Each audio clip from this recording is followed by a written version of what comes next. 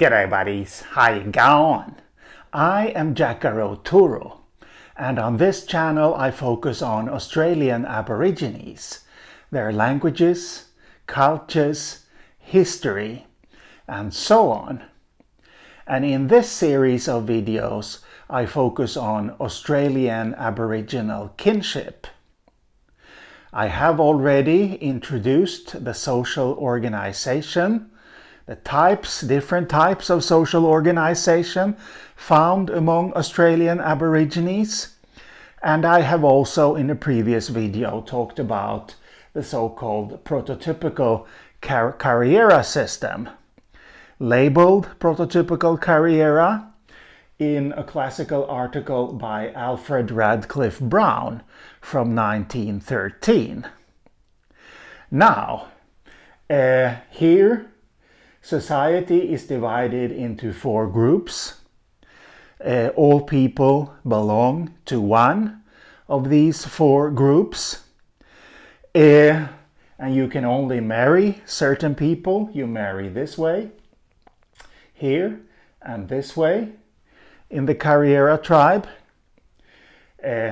Children move this way and this way.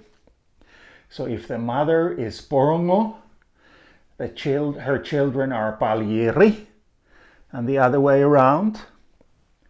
Same here. If the mother is Panaga, her children are Kariyarra, and the other way around. And this system of social organization is spread in larger areas of Australia. However, it is fascinating, I think, to note that while there are only 4 sections, there can be so much variation between the tribes. So while they have the same or similar names for the sections in certain areas, here I have Palai. This would seem to be the original Ngara version of the name Palyiri. And Palyiri has become the standard name over time. This comes from Radcliffe Brown's article in 1913 again. And he attempts some sort of phonetic transcription there. So, the names are similar. And there are 4 sections, but the alignments of the sections can vary very much. So let us take Kariera here and a few of its neighbouring tribes in Western Australia, northwestern Western Australia along the coast here, as examples. So, in the Kariera tribe, Panaga and Porongo marry each other here, and Kariyarra and Palyiri marry each other. Now, in Kariera's neighbouring tribe, along the coast, northeast along the coast, Ngara, we find another alignment of the 4 sections. So if we look here Panaga marries Palyiri, and Porongo in fact marries Kariyarra. Yes, so they have sort of swapped it over compared to the Kariera tribe. And directly inland from Ngara lived the Nyamal tribe in a territory that bordered both the Ngara tribe then and the Kariera tribe. And here we have a 3rd alignment of the 4 sections. Here, Panaga marries Kariyarra. That's the direction children move in the Kariera tribe between Panaga and Kariyarra. and Purungu marries Paljiri. So that's the way children move there. And north and northeast of the Ngara and Nyamal tribes traditionally lived Nyangumada. And their alignment of the sections is in fact identical to that in Nyamal. The only difference being that Paljiri is known by a different name, Milanga.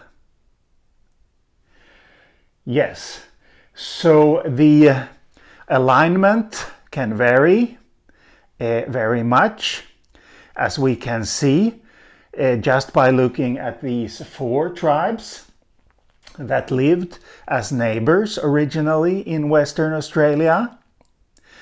So when people visited each other, how did they make sense of this? Well, translating each other's system of social organization would seem to be something that Australian Aborigines have done, as long as there have been systems of social organization and also different and varying systems of social organization.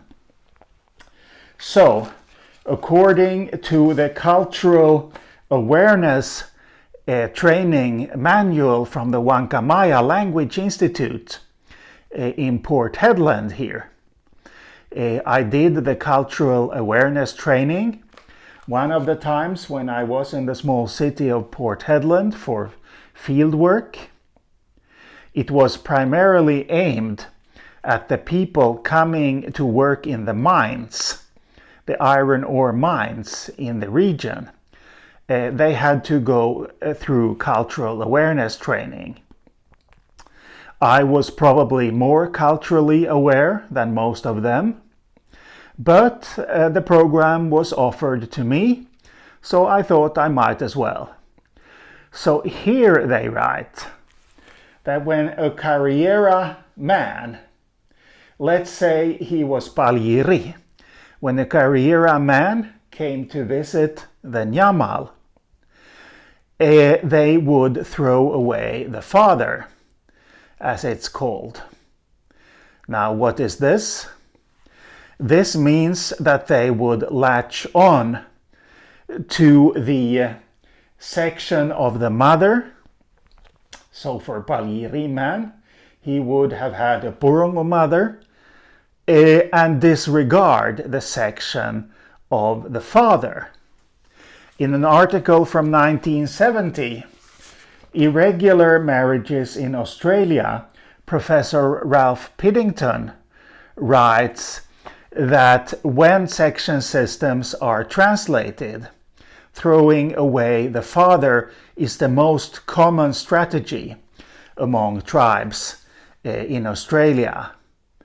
There are those tribes that throw away the mother, and there are tribes where it's up for discussion and debate whether the father or the mother should be thrown away in each given case. But anyway, according to the Cultural Awareness Training Manual here, when the Paljiri Kariera man came to the Nyamal, they would latch on to the fact that his mother was Purungu. And in the Nyamal system, Purungu women have Panaga children. So this man would be considered to be and treated as Panaga while he was there with the Nyamal. This is what they write in the manual, but this is peculiar because Ralph Piddington, in his 1970 article, he writes that his Nyamal informants in Port Hedland told him that in this part of Australia, the northern part of the Pilbara region, the Kariera tribe would throw away the father. But most tribes, the Nyamal tribe included, would in fact throw away the mother. So we have opposing claims here in the 1970 article and in the training manual from the 2010s. So what is the reason? Well, the reason may well be the fact that there were changes happening in the section systems here of this area in the second half of the 20th century. Yes, things happened, and this may well have been one of the changes. A change in whether to throw away the father or the mother. You see, what happened here in the 20th century, and specifically in 1946, was that the Pilbara walk-off broke out.